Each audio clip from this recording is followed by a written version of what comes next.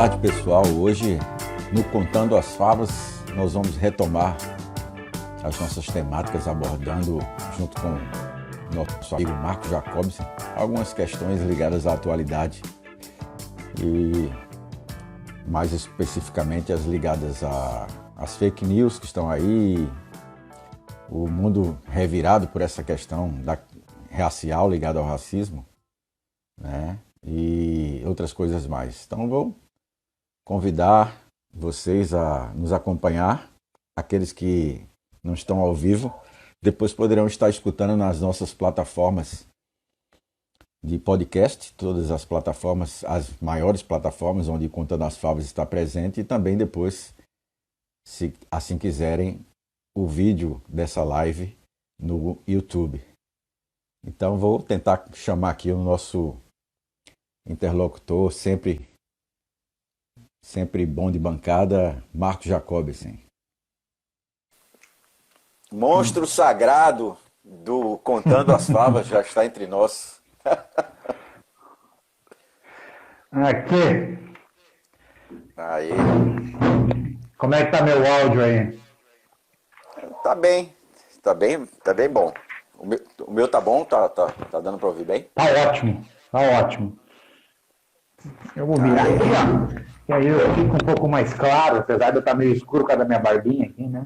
E agora vai caindo aí à tarde, né? Vai dando uma diminuída na luz.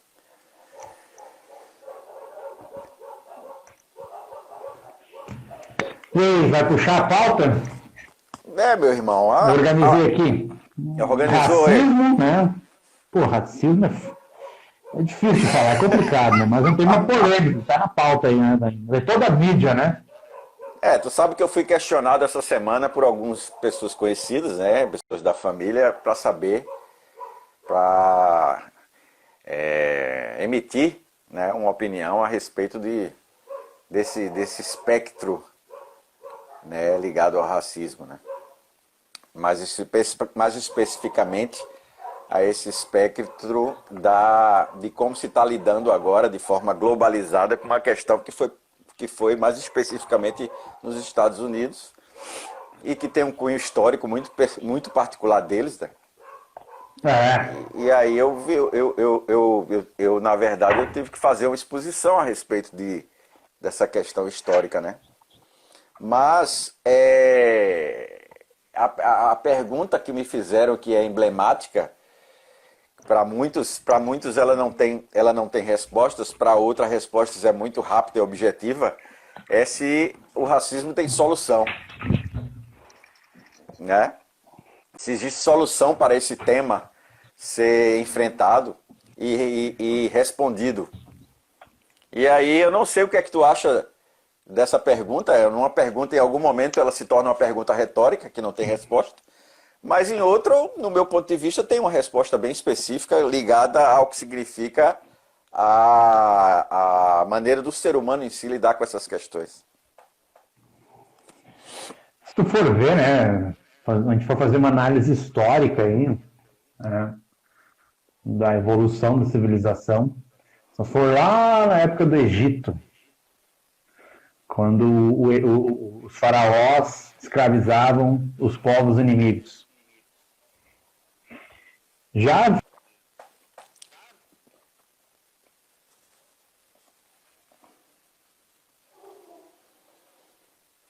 A internet tá ruim, cara. Deu uma falhada grande agora aí.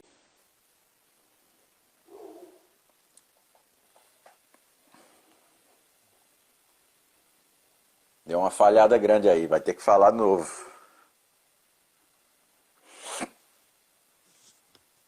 Vamos ver se ele volta.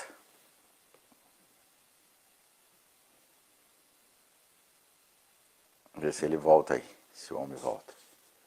Voltou? voltei. É tua internet, tava eu falando acho. sim, mas agora vai ficar melhor porque eu desliguei aqui um outro roteador. Tua voz tá muito alta pra mim, eu não sei como é que tá saindo pro pessoal aí, mas tá estrondosa, parece um trovão. Melhorou agora? Melhorou. Pior que é que eu tô ouvindo no teu retorno, minha voz. É? estranho, tá parecendo que você tá assim com um volume muito alto. Se falar um pouco mais baixo fica mais agradável, eu acho. Calma aí, deixa eu baixar aqui. Melhorou um pouco? Tá bem, Melhorou agora? melhorou. Mas parece que tá Bom. dentro de uma garrafa. Mas vai lá. Ah, pode ser porque eu tô no quarto aqui, tá tudo fechado. É, pode ser. Mas vai lá. É, Eu tava falando bom, mas do enfim. Egito, de Faraó. É, pois é, na época dos faraós, né? Os faraós, eles selecionavam, escravizavam, basearam o crescimento do Egito, as construções das pirâmides e de toda a infraestrutura egípcia naquela época baseada na escravidão. E a escravidão, ela é junto, né, com o racismo. Então já existiu o racismo desde do princípio do que a gente entende por sociedade ocidental, né? O que não quer dizer que ele é legítimo, mas que ele é uma situação que acompanha a evolução da espécie humana, ele é. E não vejo como ele deixar de existir. Porque se a gente pega a sociedade egípcia lá atrás, e vamos fazer aqui um exercício futurista, ó. Fazer um exercício futurista. Vamos para aquele filme que é uma ficção científica muito interessante, que é o filme Elysium. Já viu? Já. Para contextualizar, é um filme onde a Terra acabou os recursos naturais, existe só uma parte, e aí uma alta sociedade foi morar. É com Matt Damon, eu acho, né? Matt Damon, isso mesmo. E aí a sociedade foi morar numa estação espacial, na órbita da Terra, onde a elite mora sem doenças, sem problemas. Enfim, já é uma certa forma de racismo, né? Porque aí ficam os humanos excluídos na Terra e ficam a elite separada naquela estação espacial, né? Então o racismo, ele é, eu acho que é a única coisa que acompanhou a evolução da sociedade e que eu não vejo como a sociedade, num curto espaço de tempo, definitivamente baniu o racismo. Seria demagogia dizer que o racismo vai acabar. É, cara, eu vou mais além disso aí.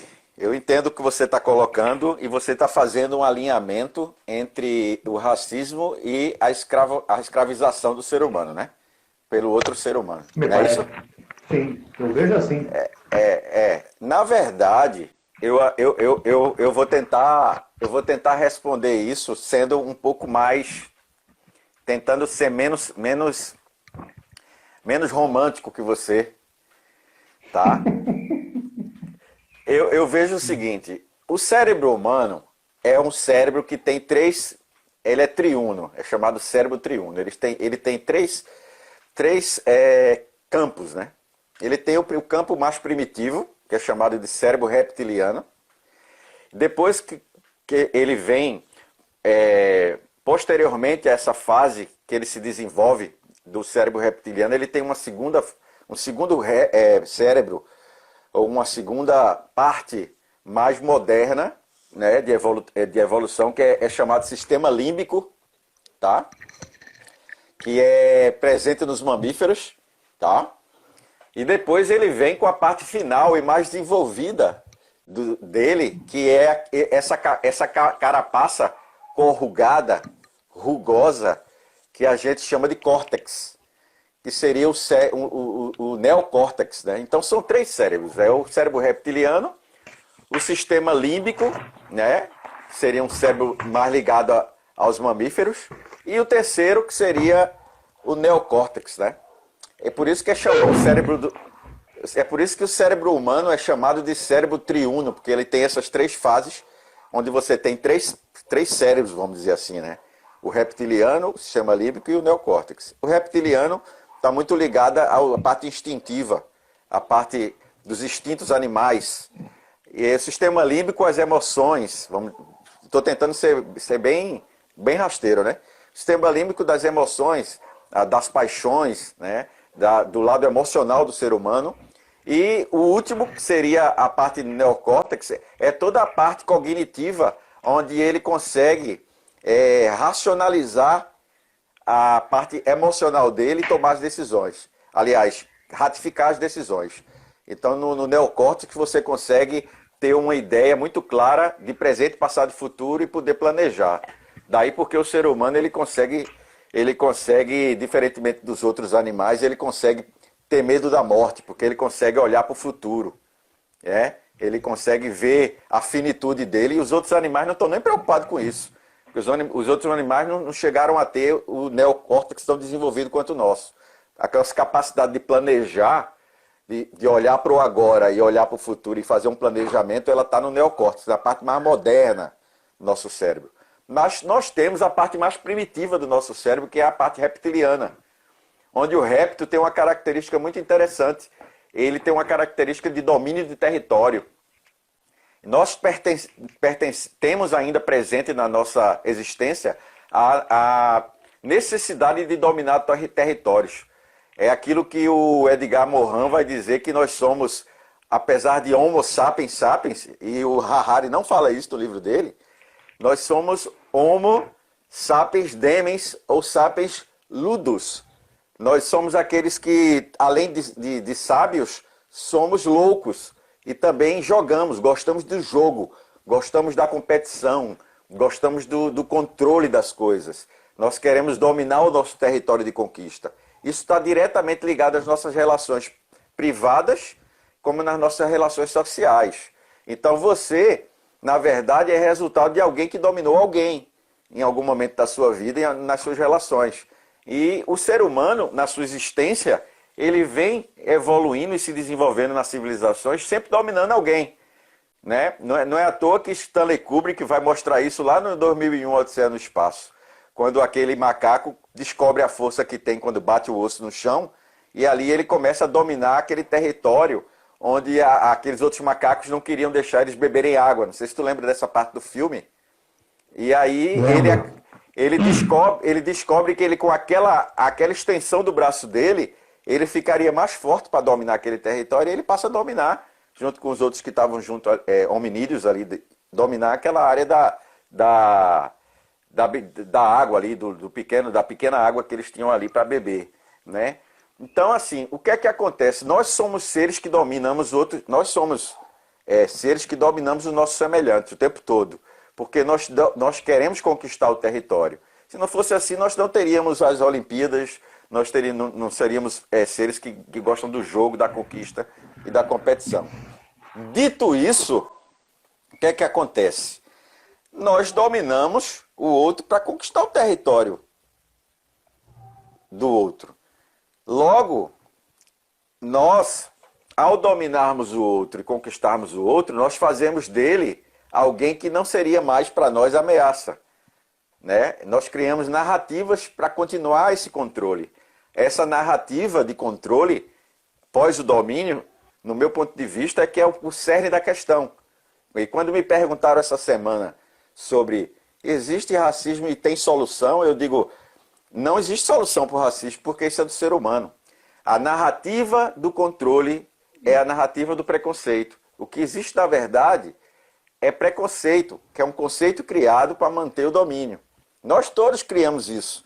Nós todos criamos o tempo todo preconceitos para manter o nosso domínio sobre as coisas. Quando a gente cria um preconceito sobre alguém, ou a gente alimenta essa narrativa, a gente está fazendo parte, ou quer se juntar à parte que está dominando o processo. Tá certo? Então, assim, quando você cria... Mas tu não acha, então, que o racismo é a retórica dos subordinados para a insurgência? Não, o racismo, na verdade, ele é uma narrativa de preconceito. É o preconceito contra alguém que foi... É uma narrativa de preconceito contra alguém que foi dominado. Né? Porque a escravidão, ela não está ligada ao negro. A palavra escravo vem de eslavo. Não, evidente que não. Os judeus foram escravizados pelos egípcios. Eu às vezes eu fico pelo amor de Deus, parece que quando você fala escravidão só está ligado à questão do negro, né? A questão racial. Né? Porque a gente vem de uma cultura ocidental mais Os recente. faraós, os egípcios, se interrompeu, os egípcios eram negros e escravizavam outros povos, né? O escravo, tem até uma passagem interessante na Bíblia que mostra isso, que a preocupação das pessoas é uma preocupação de que os hebreus não fossem para o Egito dizendo que eram hebreus, né? Porque quando os hebreus... não sei se o pessoal lembra disso ou tem conhecimento, mas assim, ó, só para ilustrar historicamente, José, que era filho de um hebreu, de um chefe tribal, né? Jacó, que tem vários filhos, tem as 12 tribos, né? O filho dele, José, ele vai para o Egito, ele é vendido pelos irmãos e vai para o Egito, né? Então conta essa história toda de José, que é governante do Egito, que é da descendência, tem até o Príncipe do Egito, esses filmes, né? E aí, quando o pessoal volta, né, daquelas terras ali onde eles moravam, porque estavam passando fome, e vão para o Egito, José tem um momento que José diz, olha, não abram a boca para dizer que vocês são rapiru. Rapiru é a palavra que dá origem a hebreu, né? Que vocês são nômades. Porque o pessoal daqui, eles são cultos, inteligentes, a cultura mais evoluída intelectualmente daquela época eram eles, os egípcios, e eles vão dominar vocês, cara. Mas olha, foi dito e feito. Os caras foram dominados. E aí cria-se um preconceito em relação à raça deles, ó, tá vendo mais uma vez a gente falando raça? Que na verdade essa não é uma narrativa, dizendo que eles eram inferiores. Então todas as vezes que você conquista um lugar, você vai sempre criar uma narrativa posterior para o conquistado de que ele é inferior, né? Ele é inferior, ele é fruto de um preconceito. Então o racismo é uma narrativa de preconceito, tá? O preconceito ligado ao nordestino aqui no Brasil é uma cultura de domínio do branco aqui. Racismo com os gaúchos também, né? É uma cultura de preconceito. Vai dizer que o gaúcho é viado, né? Né? O que estão enganados, né? Oi? O que estão completamente enganados. E o gaúcho, e depois que eu cheguei aqui no Rio Grande do Sul, que eu vim morar aqui no Rio Grande do Sul, é interessante porque se tem no Brasil, até em alguns programas de comédia, tinha essa coisa de mostrar o gaúcho bem aviadado, né?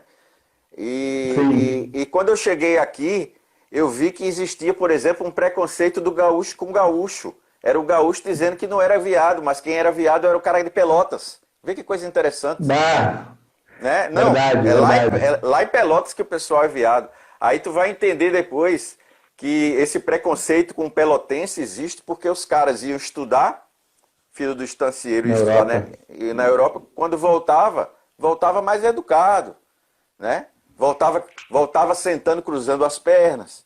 E aí o gaúcho de bota, de bombacha, olhava e dizia, esse cara aí tomando chimarrão. Esse cara daí é gay, sentando, cruzando as pernas, tomando chá, né? E aí criou-se essa... Mas, na verdade, a narrativa do racismo, ela é a narrativa do preconceito. Ela não é a narrativa do racismo em si. É a narrativa do preconceito. Para você ter uma ideia de como eu estou falando, essa questão está ligada a... Então dá para concluir, de certa forma, que a narrativa de racismo, de exclusão, ela é uma narrativa que tem a premissa de garantia de poder, de dominação. Perfeito. A narrativa de domínio. A narrativa de domínio. Então, de subjugar, de colocar, apresentar aquela raça que pode ser pela cor, pode ser pela religião, pode ser pela origem de nascimento, como uma raça menor, né? Então, nós temos que levar uma conclusão de que talvez o racismo vai estar sempre inerente à sociedade humana. Nunca a gente vai conseguir viver sem. Nunca vamos ficar sem. Nunca vamos ficar sem porque é uma narrativa que está ligada à nossa questão cerebral. É isso que eu estava falando no início. Nós vamos sempre ter a necessidade, em algum momento, de dominar o outro. A gente domina muitas vezes a nossa relação pessoal com um amigo. a gente domina a relação com a nossa mulher, ou ela domina a nossa relação conosco, a gente tem A sempre mulher esse... domina sempre. É o que o Edgar Morin vai dizer que é o homo ludens, ludens de ludus, né? É o homo ludens, é o homem do jogo, da conquista, da competição. Então a gente está sempre nesse jogo de relações, onde a gente em algum momento vai ser conquistado ou vai conquistar. Eu estou fazendo isso numa esfera menor. Tá, mas e como é que tu acha que os negros se apoderaram tão bem dessa narrativa da vitimização deles perante o racismo? Por que hoje, quando a gente fala em racismo, tu acredita que a gente vai sempre se remeter aos negros? Tu acha que existe o... Evidente que o racismo existe com os negros, historicamente falando, né? Mas como é que tu acha que eles se apropriaram tão bem dessa construção? Por que quando a gente fala de racismo, a gente não lembra dos judeus? Por que a gente não lembra dos japoneses? Os próprios eslavos, que vem a palavra slave, que é a palavra escravo, vem dos eslavos que eram escravizados na Europa. E aí vem essa palavra slave em inglês, vem de eslavo, né? E é interessante porque, assim, o Ocidente, ele é judaico-cristão. Então, o Ocidente, a raiz moral do Ocidente é judaico-cristã.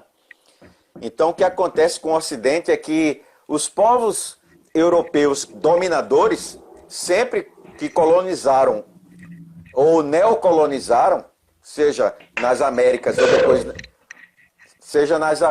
ou depois na África, né, como neocolônia, eles sempre tiveram uma narrativa construída, uma narrativa de dominação e controle. Então, assim, aqui no Brasil, só para você ter uma ideia do que eu estou falando, quando a gente traz para a nossa realidade aqui, muito simples e muito rasteira, quando a República foi instalada, tentou-se fazer um Brasil mais branco. Tentou-se para o Brasil ganhar na Europa. Eu lembro disso. Lembra disso? Para o Brasil ganhar um status de país mais modernizado na Europa, a República aqui ela teve uma sacada. Ela disse assim: pô, nós somos um país muito negro, né? E vamos tentar tornar o país um pouco mais branco. Então eles foram buscar abertura para imigrantes que vinham da Europa para vir para o sul do país e dar terras para esse pessoal e vender de forma mais barata. Então aqui no sul do país vieram italianos, russos, alemães e outras raças brancas, né, entre aspas, outros povos que vinham para cá para tentar tornar a população brasileira mais branca e mais parda e branca aqui através do sul do país, tá?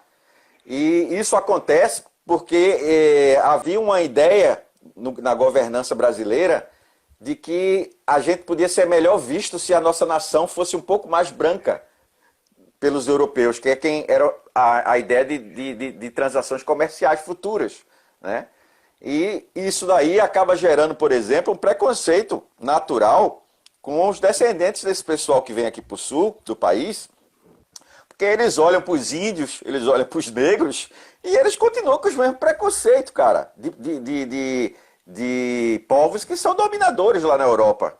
Eles olham para nós aqui e nos veem como pessoas, apesar de eles chegarem aqui pobres, né? Muitos chegaram pobres aqui, eles continuam vendo aqueles que estavam aqui no Brasil como uma certa inferioridade, porque eles vêm de uma cultura de dominadores, né? Não é à toa que o sul do país tem um preconceito, sim, porque eu estou aqui e sei, com o nordestino, com o negro, né? Por quê? Deixa eu fazer uma pergunta, então. Pera, deixa eu fazer uma pergunta. Agora vou fazer uma pergunta de advogado do diabo aqui. Na nossa conclusão de raciocínio aqui, a gente está entendendo, então, que o racismo é uma coisa que acompanha a humanidade, desde a época dos egípcios, e vai se perpetuar provavelmente, né? É uma narrativa que um grupo de poder coloca sobre... É uma narrativa de domínio, né? Preconceito. Narrativa de domínio, perfeito, isso. Então, tu acha que para se construir uma sociedade mais justa, a gente deva promover o combate ao racismo de forma coercitiva, através de lei, através de imposição de vagas, através de oportunidade de trabalho, de todas essas ações que a gente tem tem visto aí que ao longo dos anos tem acontecido, tanto no Brasil como em todo o planeta, né? Principalmente direcionada à cor, né? Direcionada à raça dos negros, à raça preta. Então, tu acha que essa política ela é mais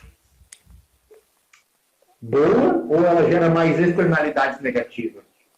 Eu vejo O que tu assim. acredita?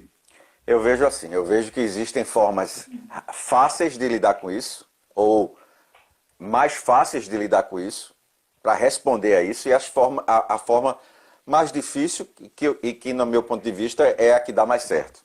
Por quê? Levando em consideração que sempre existiu e sempre vai existir isso, porque isso está no cérebro reptiliano, voltando novamente, a questão está dentro da maneira do ser humano pensar e a sua existência, tá? Você não acaba com isso, mas você minimiza isso, correto? Correto. Você não acaba com isso, vai sempre existir. O racismo nunca vai acabar. Mas você minimiza isso. Então a forma mais fácil de você trabalhar com isso faz uma lei, cara. Legaliza, normativa a coisa, tá?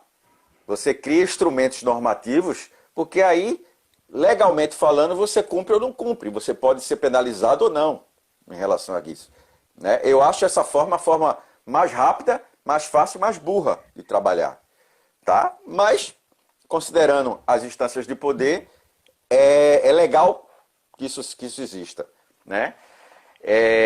Eu penso o seguinte, a forma mais difícil e a forma mais correta é você conseguir criar uma pedagogia de cooperatividade. É você construir, ao invés de uma narrativa de domínio, ou alimentar essa narrativa de domínio, é você começar a construir uma pedagogia para as gerações vindouras, uma narrativa de cooperativismo e cooperação, onde ninguém, na verdade, faz e conquista nada sozinho. Você sempre precisa do outro, né? Nós somos seres sociais e que chegamos até aqui porque entendemos que na cooperação somos mais fortes. A civilização está marcada por isso, né? A transmissão de conhecimento, a transmissão de cooperação, né? Esse é o princípio do capitalismo, inclusive. Exato. Mas a transmissão de conhecimento, os povos que se ajudaram, resistiram, conseguiram subsistir em relação a outros que não se ajudaram. Então, assim, essa narrativa de cooperação, onde todos somos iguais e precisamos um do outro, ela é muito forte e ela precisa ser trabalhada para as próximas gerações. O problema todo é que não se trabalha essa narrativa, simplesmente se resolve ou se tenta resolver legalizando as questões, no sentido de criando leis e normas, tá? Isso aí, para mim, é o cerne da questão. Vai sempre existir? Vai. Como minimizar? Bom, se tenta minimizar criando leis ou fazendo um processo educativo, pedagógico, onde seu filho, no futuro, que vai ser um presidente da República, que vai ser um líder da sua comunidade, ou vai ser um cara influente na sociedade, ele vai ter, com certeza, uma narrativa de cooperação e não de exclusão e domínio. Concorda? Concordo. Não tem. Entretanto, Não. é inevitável. Isso aí, Marquito me perguntou sobre como é que os negros podem se ver em relação a isso. E eu vou falar negros porque a gente está tratando assim, né? Eu poderia chamar afrodescendentes, enfim. Mas como é que se apropria disso? Cara, eu entendo o seguinte, ó. Muitas vezes você dança a dança que está tocando, a música que está tocando você dança, porque no momento que você só luta pela criação de uma lei e não luta pela criação de uma nova pedagogia, você está dançando a música, cara. No momento que sua luta só é para ir para a rua e criar uma nova lei de inclusão, alguma coisa desse tipo, como você falou... Vandalizar estátuas. Quando vai pra rua, vandalizar estátuas. Você é um idiota quando faz isso. Pois é. Complicado isso aí. Porque, cara, você tá, na verdade, dançando a música que tá tocando. Né? Você tá dançando... Porque, cara, assim, o PIB americano... as pessoas talvez que não estejam nos escutando não saibam disso. O PIB do negro americano, o PIB do negro americano, isso já foi feito uma pesquisa sobre isso, tu que gosta de economia, é maior do que muitos estados, muitos países nas Américas e na Europa. O PIB do negro americano é maior que o PIB do Brasil. Aí vem a pergunta, por que é que esses caras não se empoderam e favorecem N coisas para a inclusão de uma pedagogia negra nos Estados Unidos? Porque já que o PIB deles é tão grande, por que é que você não vê o negro ajudando o negro lá? É porque em algum momento, velho, o cérebro dele também está dentro do jogo do domínio. Eles também estão jogando o jogo. Eles estão jogando o jogo lá. Né? E aí a gente às vezes fica caindo naquela do romantismo. Eles já tiveram um presidente negro, né? E não resolveu essas questões. Não resolveu, cara, porque o cara jogou o jogo. Né? Enfim, então a conclusão é, racismo não vai acabar nunca. Temos que, eu gostei dessa palavra, pedagogia cooperativa. Esse é o caminho para se atenuar essas coisas, né? Tem que ter uma nova pedagogia. Pedagogia da contribuição. Da cooperação. Da contribuição. Eu acho que esses atos aí que a gente tem visto pelo mundo, e tem alguns que estão acontecendo até no Brasil, no Rio de Janeiro, eu vi que queriam derrubar a estátua da Princesa Isabel. Né? Pô, eu vi isso aí, cara. Eu fiquei ridículo, né? Cara, a Princesa Isabel lutou tanto por isso aí, né? Então, talvez assim, não tenha lutado da maneira que as pessoas acham que deveria ser a luta. Mas, cara, imagina ser da corte, assinar a Lei Áurea, e foi no momento que ela estava no trono, sem a anuência do pai. Foi algo extremamente corajoso da parte dela, né? Dados os jogos de poder da época. Cara, porque uma coisa também uma coisa também tem assim, ó, tem coisas que não são ditas, né? Porque vai dentro da construção da narrativa, mais uma vez. Uma coisa que me chamou a atenção logo no início, quando aconteceu aquele negócio do George Floyd, né? George Floyd. O George Floyd lá em Minneapolis, né? Tem até um amigo que morou muito tempo em Minneapolis. O cara saiu de Recife e foi morar lá. E assim, quando você vê a história do Sul e do Norte na Guerra Civil Americana, tem um negócio aí que está atrapalhando o microfone, está batendo muito aí. Tá, desculpa. Quando você vê a história dos Estados Unidos na Guerra Civil, o negro, o Sul escravocrata e o Norte abolicionista, aí você vê depois o cara lá em Minneapolis, no norte dos Estados Unidos, tendo um ato racista, né? Aí você faz, porra, mas o norte não é abolicionista? Abolicionista, pô, o que foi que houve com esses caras?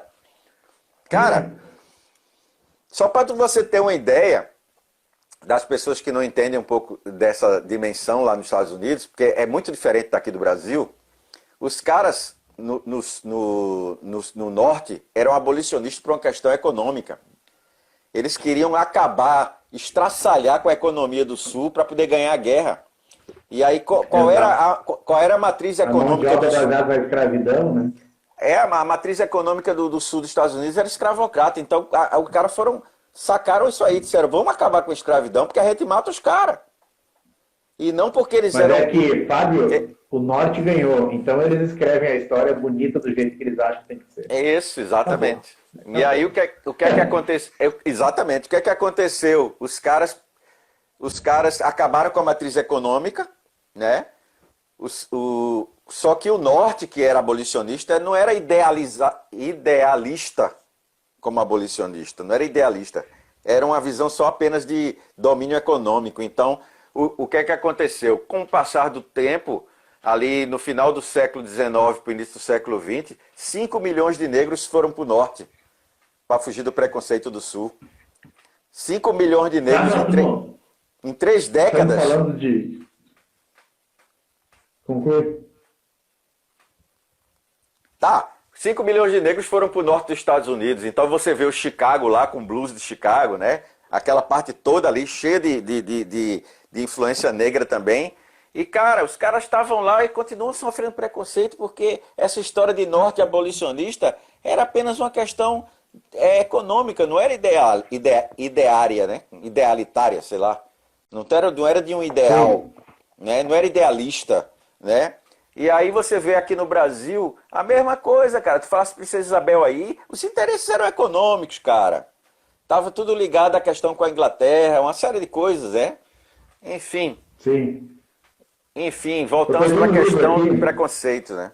Tá lendo o que aí? Eu peguei um livro. Não, esse aqui é um livro que eu li, que é do John Dramani Mahana. Ele foi primeiro-ministro e presidente da República do Ghana. É um livro muito bom. E durante a presidência dele, foi de 10 anos, ele enfrentou uma crise interna em Gana, que lá, pelo que ele fala no livro, a África ela é dividida entre dois povos de origens diferentes. O Tutsis e eu não vou lembrar o nome da outra tribo. São duas tribos. E aí ele era de origem da outra tribo, inclusive, mas o Tutsis era uma maioria. E aí teve uma revolta generalizada por toda a África, que foi em Gana, Angola, no Chad, vários países, principalmente da África subsaariana. Né? Certo. E ele estava na presidência e ele enfrentou. Até conheço o Quênia lá. Ele enfrentou essa Ruanda também, teve um problema muito grave com isso. Enfim, ele enfrentou essa revolta e ela era baseada no racismo. O povo Tutsi queria subjugar o outro povo porque era mais numeroso, enfim, umas coisas tribais. E eles excluíam, os Tutsis queriam tomar o poder para excluir os outros povos, né, essa outra tribo, e ele, como presidente, conseguiu acalmar, enfim, e superou. É um livro muito interessante, mas tu vê como houve um conflito belicoso, violento, entre povos que, em teoria, têm a mesma cor de pele, né? Mas claro. Na prática, tem a cor da mesma cor de pele, né? Claro. E aí voltamos para a questão. Ele vem de várias coisas, né? Eu recomendo depois a leitura desse livro. Voltamos à ideia de que, na verdade, o racismo é apenas mais uma das tantas narrativas de controle e domínio que são narrativas de preconceito. Tava falando aí, tava me lembrando, né, cara, de um documentário que eu vi recentemente de uma socióloga baiana falando que o baiano, ela é negra, né? E aí ela querendo associar. Cara, é uma saramandaia, né, velho? Cara, é assim, ó, é um sarapatel de coisas que esse pessoal mistura, né?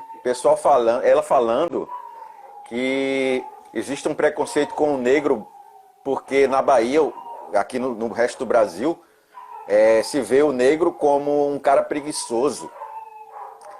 Aí eu virei para minha esposa, que é gaúcha, e disse assim, cara, essa mulher está completamente equivocada, porque essa narrativa de que o baiano é preguiçoso, que muitos do Brasil aqui falam que na verdade é o nordestino que é preguiçoso, que também é uma cultura, uma narrativa de preconceito, que é a ideia que foi criada por Dorival Caymmi, que era um bom baiano, ficava na rede, compondo música, não trabalhava, descansando, olhando o mar, olhando a jangada.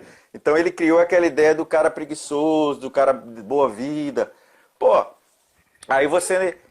ou você abraça isso ou você vai conhecer, né, bicho? Você vai estudar e vai ver que quem construiu metade do Brasil foi o nordestino, pô.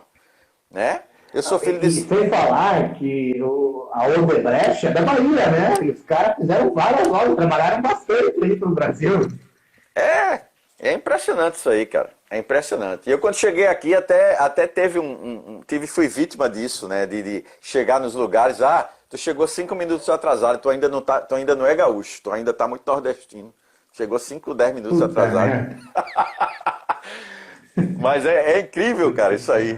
Porque é uma cultura de domínio, cara. Isso aí como é que se constrói essa cultura?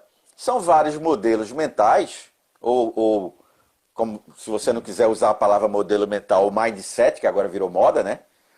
Meu Deus, é verdade. São mentalidades coletivas que se unem em torno, acabam virando uma cultura. Todo mundo acredita que aquilo dali é um processo onde você ou está dentro, faz parte desse grande grupo, ou você é a minoria.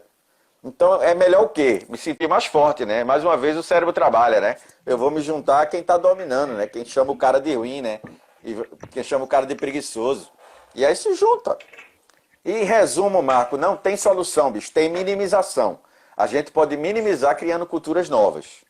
Né? É você educando aí a gurizada de uma forma diferente, eu educando a minha gurizada de uma forma diferente, para que isso se minimize na sociedade. Porque nunca vai deixar de existir preconceito. O preconceito é uma cultura de domínio. A gente tem isso dentro da nossa natureza mesmo, é do cérebro. Com certeza, com certeza. E a fake news, cara? O que é que tu tá achando dessas coisas aí que estão montando agora aí? Tu acha que isso aí é mais uma cultura de domínio? Tchê, isso das fake news aí tá virando um negócio sem tamanho, né, na verdade. Tá ficando um negócio gigantesco. Porque tudo pode ser classificado como fake news, né? Tudo pode ser dito quase como fake news.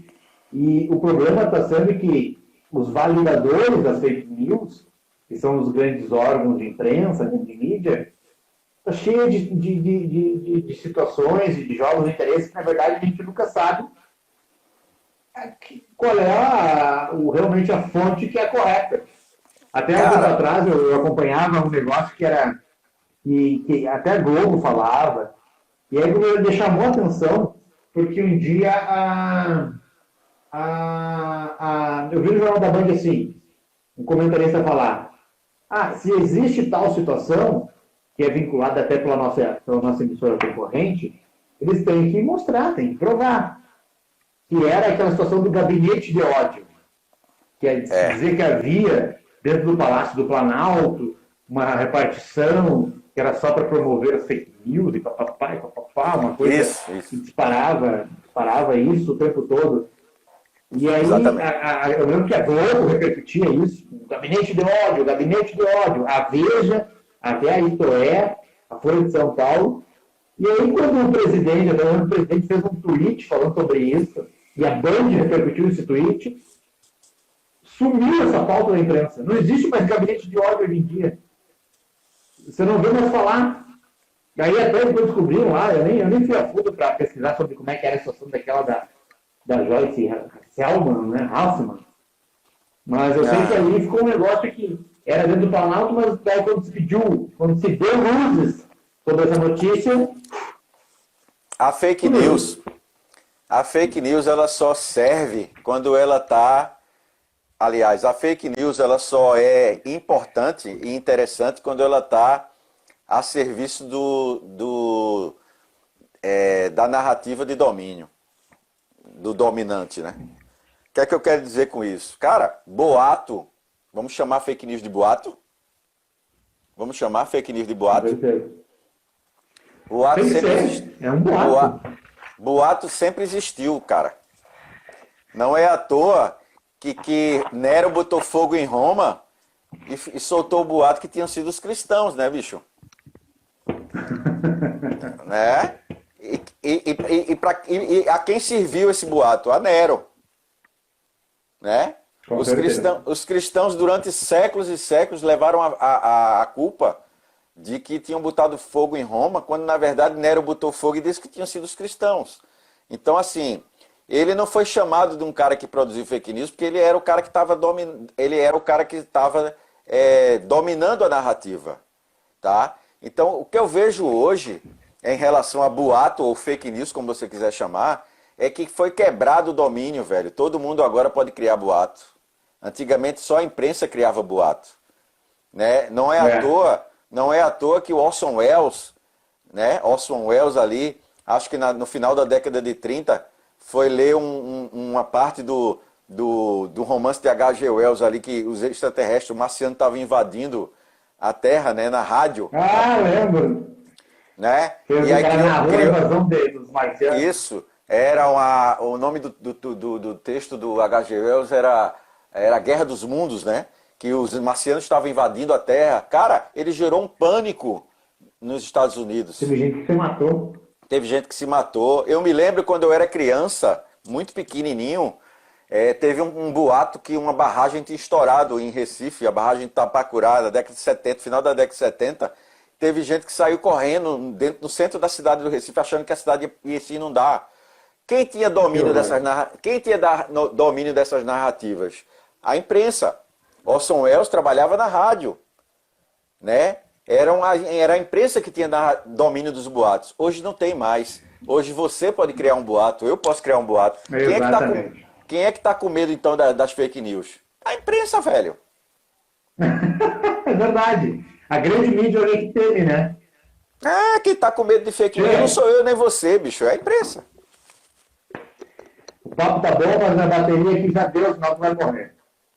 Não entendi o que tu falou. Eu não consigo conectar aqui. O papo tá bom, mas o meu celular aqui já deu sinal de que vai morrer. Tá. Aqui já estamos indo pro final também. Né? O que deu aqui? Bom, enfim, abordamos bastante tempo aí a pauta do racismo, né? Consumiu mais tempo que a gente imaginava, mas acho que a gente também pode ver para uma próxima oportunidade a gente falar sobre as fake news de novo.